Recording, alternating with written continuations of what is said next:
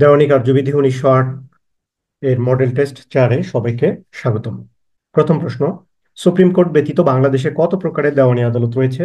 এর সঠিক উত্তর খ, 5 প্রকারের দেওয়ানি আদালত রয়েছে।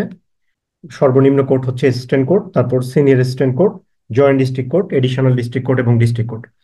পরবর্তী প্রশ্ন, কোন আদালতে মোকদ্দমাটি দায়ের করতে হবে তা নির্ধারণের বিবেচ্য বিষয় হলো কি?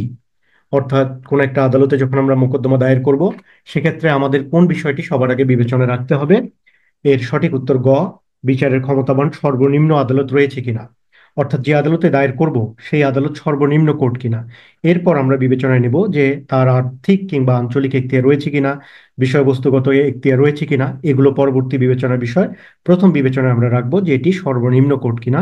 সে অর্থে সঠিক উত্তর গ। পরবর্তী প্রশ্ন, প্রত্যেকটি মোকদ্দমা বিচার করার যোগ্যতা সম্পন্ন সর্বনিম্ন পর্যায়ের আদালতে যে দায়ের করতে হবে এই বিষয়টি দেওয়ানি কার্যবিধির কত ধারায় বলা আছে? এর সঠিক উত্তর 15। ক, 15 ধারায় বলা আছে। অর্থাৎ যে কোনো মোকদ্দমা দায়ের করতে হবে সর্বনিম্ন court, every suit shall be instituted in the lowest court of the competent to try ইট।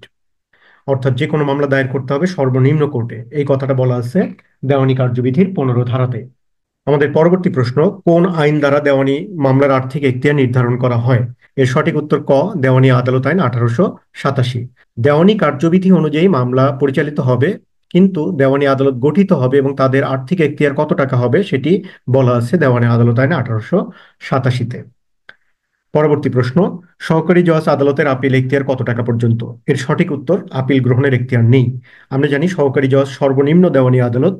এই আদালতের আর্থিক এখতিয়ারগত বিষয় হচ্ছে যে শুধু আদি এখতিয়ার সংক্রান্ত তার ক্ষমতা রয়েছে, মামলা গ্রহণ এবং বিচারের ক্ষমতা, কিন্তু মামলা আপিল গ্রহণের এখতিয়ার তার নেই।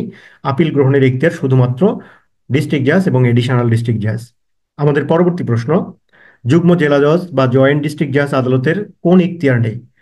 তারও আপিল গ্রহণের এখতিয়ার নেই। উত্তর ঘ, কেননা আমরা জানি 5 ধরনের কোর্টের মধ্যে 3 ধরনের কোর্টের আপিল এখতিয়ার নেই, assistant court, senior assistant court এবং জয়েন্ট ডিস্ট্রিক্ট কোর্ট। আর 2 ধরনের কোর্টের আপিল এখতিয়ার রয়েছে, একটি হচ্ছে ডিস্ট্রিক্ট কোর্ট এবং তার ক্ষমতা বলে এডিশনাল ডিস্ট্রিক্ট কোর্টও আপিল গ্রহণ করতে পারে। সেই অর্থে সঠিক উত্তর ঘ। পরবর্তী প্রশ্ন, 5 কোটি টাকার অধিক মূল্যমানের মোকদ্দমায় যুগ্ম জেলা জজ আদালত কর্তৃক ডিক্রির বিরুদ্ধে আপিল দায়ের করতে হয় কোথায়? অর্থাৎ কোনো জয়েন্ট ডিস্ট্রিক্ট কোর্ট যখন 5 কোটি টাকার বেশি কোনো মামলার ডিক্রি দেন তখন তার বিরুদ্ধে আমি কোথায় আপিল করব? এর সঠিক উত্তর হাইকোর্টে।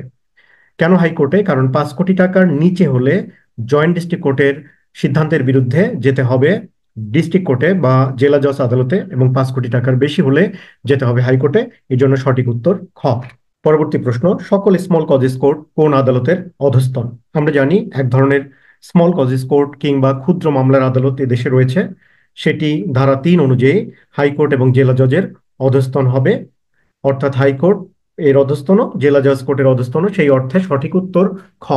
পরবর্তী প্রশ্ন, ক লালমনিরহাট এবং খ সিলেটে থাকে এবং তাদের ব্রাহ্মণবাড়িয়া জেলায় অবস্থিত, তাদের একটা জমি নিয়ে মামলা চলছে, বাটোয়ারার মামলা। মামলা দায়ের করতে হবে কোথায়? উত্তর হচ্ছে ব্রাহ্মণবাড়িয়ায়। কেননা বাদী লালমনিরহাট এবং বিবাদী সিলেটে বসবাস করলেও তাদের যে ডিসপিউটেড প্রপার্টি সেটি ব্রাহ্মণবাড়িয়ায়। এই অর্থে 16 ধারা অনুযায়ী যেখানে ডিসপিউটেড প্রপার্টি অর্থাৎ স্থাবর সম্পত্তির মামলা দায়ের করতে হবে সেখানে, সে জেলাতে, যে জেলায় স্থাবর সম্পত্তি অবস্থিত। সঠিক উত্তর গ, ব্রাহ্মণবাড়িয়া। পরবর্তী প্রশ্ন, বিরোধীয় 7 বিঘা সম্পত্তির মধ্যে 2 বিঘা সিলেট জেলায় এবং 3 বিঘা সুনামগঞ্জ জেলায় অবস্থিত। মামলা দায়ের করতে হবে কোথায়? উত্তর হচ্ছে যে কোনো জেলায় মামলা দায়ের করা যাবে। কেননা 17 ধারা অনুযায়ী বিরোধী সম্পত্তি যখন একাধিক জেলা অবস্থিত হবে সেক্ষেত্রে 2 জেলার যে কোনো এক জেলায় মোকদ্দমা দায়ের করতে কোনো বাধা নেই। সেক্ষেত্রে সঠিক উত্তর ঘ, সিলেট এবং সুনামগঞ্জ যে কোনো জায়গায় মামলা দায়ের করা যাবে। ধন্যবাদ সবাইকে, দেখা হবে পরবর্তী মডেল টেস্টে।